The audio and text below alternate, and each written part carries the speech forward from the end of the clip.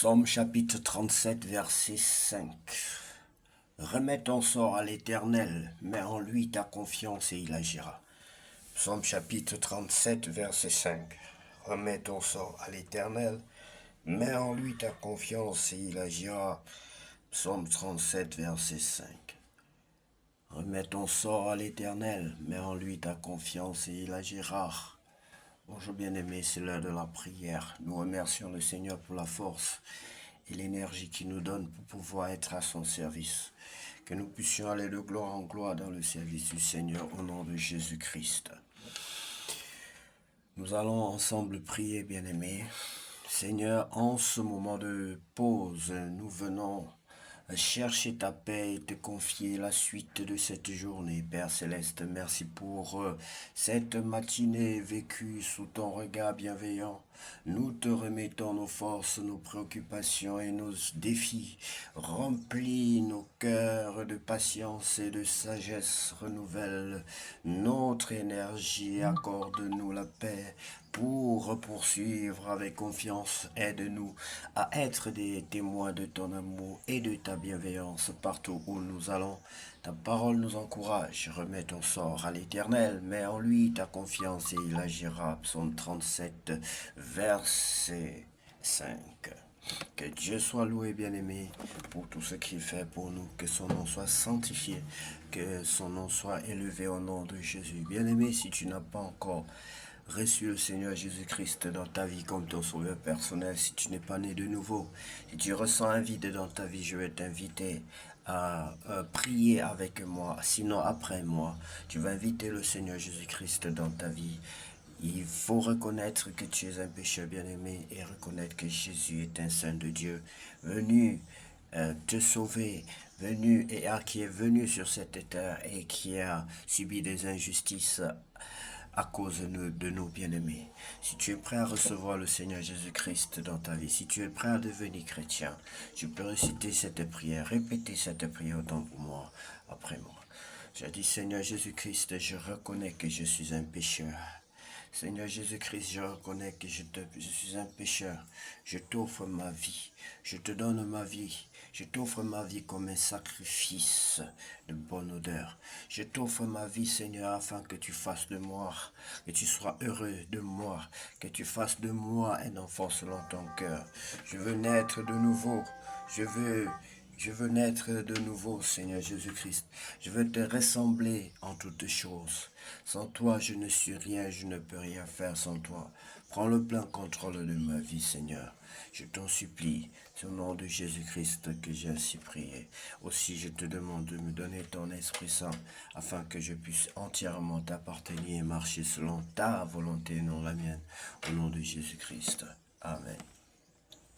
Si tu as fait cette prière de tout ton cœur, bien-aimé, sache que le Seigneur Jésus est avec toi et que désormais tu es appelé enfant de Dieu, né ni de la chair ni du sang, mais par l'Esprit de Dieu. Nous allons lire la parole de Dieu, bien-aimé, dans le livre de 2 Timothée, chapitre 4. Dernière recommandation de Paul, voici ce que je te demande avec force devant Dieu et devant le Christ, Jésus qui viendra juger les vivants et les morts et qui va paraître comme roi. Annonce la parole de Dieu, insiste toujours, même si ce n'est pas le bon moment. Corrige les erreurs, fait des reproches et encourage avec beaucoup de patience en cherchant toujours à enseigner. En effet, un moment viendra où certains ne voudront plus écouter l'enseignement juste, mais ils suivront plutôt leurs désirs. Ils feront appel à une foule de maîtres qui leur diront ce qu'ils ont envie d'entendre. Ils fermeront leurs oreilles à la vérité. Ils les ouvriront pour écouter des histoires fausses. Mais toi, sois raisonnable en toutes choses, supporte la souffrance, travaille à annoncer la bonne nouvelle, sois un parfait serviteur de Dieu. Très bien. Oh, pour moi, voici le moment où ma vie va être offerte à Dieu comme un sacrifice. Je vais bientôt mourir. J'ai combattu le beau combat.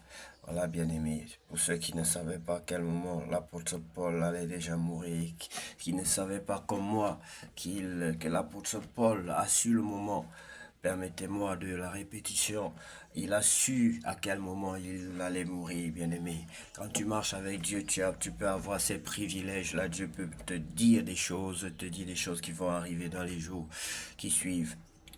J'ai combattu le beau combat, j'ai fini ma course. Il pouvait aussi reconnaître qu'il était au bout de sa course et qu'il avait accompli même sa mission.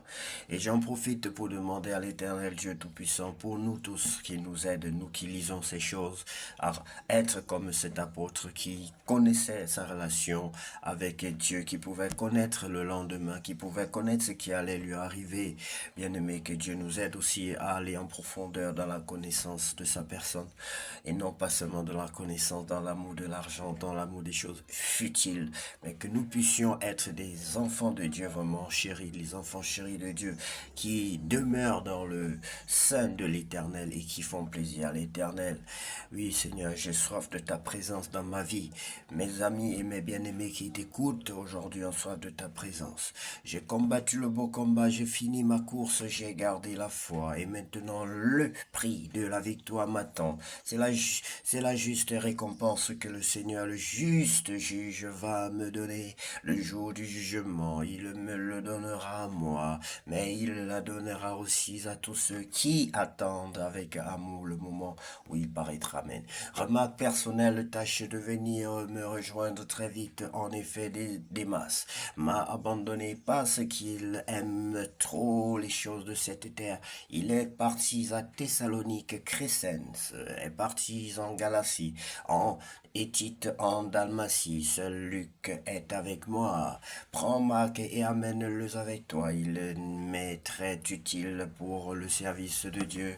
J'ai envoyé Tychique à Éphèse. Quand tu viendras, apporte le vêtement que j'ai laissé à Troas chez Carpos.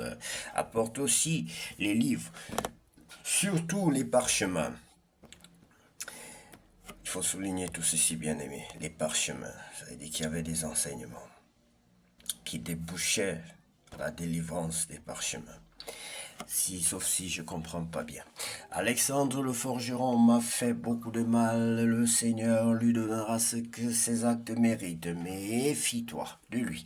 Toi aussi. En effet, il s'est opposé durement à ce que nous avons dit. La première fois que je me suis défendu au tribunal, personne ne m'a aidé. Tous m'ont abandonné. Que Dieu ne les punisse pas. Mais le Seigneur, lui, était auprès de moi. Il m'a donné sa force, alors j'ai pu annoncer jusqu'au bout la bonne nouvelle. Tous ceux qui ne sont pas juifs l'ont entendu et j'ai été délivré de la gueule du lion. Le Seigneur me délivrera de tout mal. Il me sauvera en me faisant entrer au ciel dans son royaume, rendant gloire au Seigneur pour toujours. Amen. Salutations, salut Priscille et Aquilas et aussi la famille d'Onésiphore. Eraste est resté à Corinthe. J'ai laissé Trophime à Milet parce qu'il était malade. Tâche de venir avant la mauvaise saison.